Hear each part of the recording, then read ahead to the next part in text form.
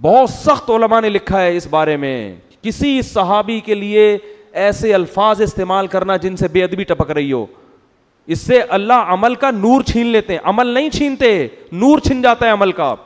جو بھی صحابہ کے خلاف بولتا ہے نا، آپ کو اس کی نماز میں کبھی خشوع نظر نہیں آئے گا، اس کے چہرے پہ کبھی نور نظر نہیں آئے گا. میں لکھ کے دے رہا ہوں آپ کو. چاہے حضرت اچھا خلاف بولنے میں یہ ضروری نہیں ہے کہ کھل کے بولتا ہو، دائیں بائیں بھی گھماتا ہے نا. حضرت ابو سفیان نے اسلام کو بہت نقصان پہنچایا، لیکن جب توبہ کر لی تو نبی نے بڑا پروٹوکول دیا ابو سفیان کو. توبہ کر لی نا انہوں نے، توبہ کر لی. حضرت عمر بھی تو حضرت نبی کو قتل کرنے کے لیے نکلے تھے، لیکن جب توبہ کر لی تو اب یہ نہیں کہہ سکتے کہ عمر کا تو ارادہ قتل کا تھا اور یہ تھے اور وہ تھے. بھائی جب توبہ کر لی تو اللہ نے کیا کر دیا؟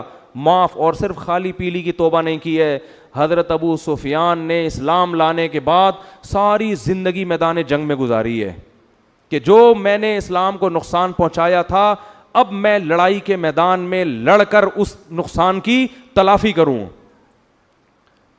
اور حضرت معاویہ نے اتنی لڑائیاں کی ہیں، اتنا جہاد کیے. اس امت کے پر بہت بڑا احسان ہے حضرت معاویہ کا، بہت بڑا احسان ہے. حضرت معاویہ کے دور میں کسی غیر مسلم کی مجال نہیں تھی کہ کسی اسلامی حکومت کی طرف میلی آنکھ اٹھا کے دیکھ سکے وہ، کیونکہ حضرت ابو بکر نے آپ کو کمانڈر بنایا، حضرت عمر نے آپ کو امیر بنایا، تو یہ جانتے تھے آپ کی صلاحیتوں کو.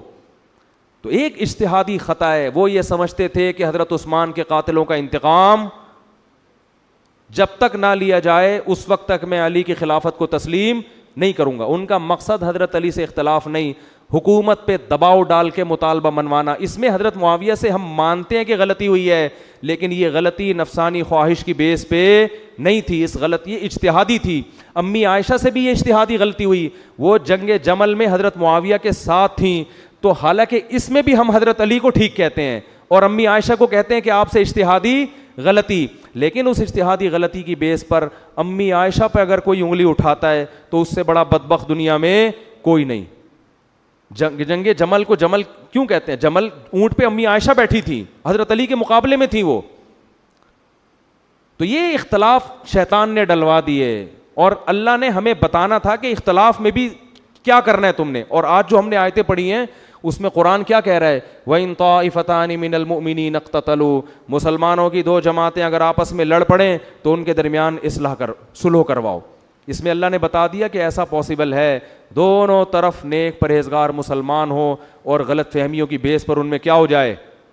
بولو، لڑائی. پھر آگے قرآن کے الفاظ دیکھیں کہ اگر صلح نہ ہو سکے فَإِن بَغَتْ إِحْدَاهُمَا عَلَى الْأُخْرَى، تو پھر دیکھو حکومت کے خلاف کون کھڑا ہوا ہے. جو حکومت کے خلاف کھڑا ہوا ہے حکومت کا ساتھ دے کے تم اس کے خلاف تلوار چلاؤ.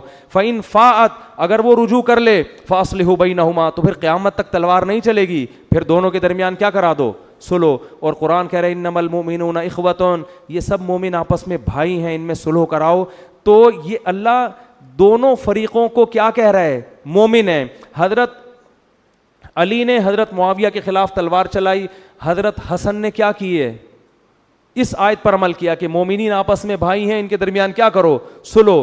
تو ان کا خیال یہ تھا کہ اگر میں خلافت کا دعویٰ کروں تو صلح نہیں ہو سکتی، پھر لڑائی ہوگی، خلافت سے دستبردار ہو گئے. تو اگر آپ کی تھنکنگ پازیٹیو ہے تو آپ اس غلطی کی اچھی توجیہ نکال سکتے ہو اور صحابہ کے بارے میں اچھے الفاظ استعمال کرو گے. لیکن اگر آپ کے کھوپڑی میں خناس بھرا ہوا ہے، آپ کو منفی سوچنے کی عادت ہے، تو بھائی آج آپ حضرت معاویہ کو برا کہہ رہے ہو، کوئی بھروسہ نہیں ہے کل آپ باقی صحابہ کو بھی برا بلا کہو.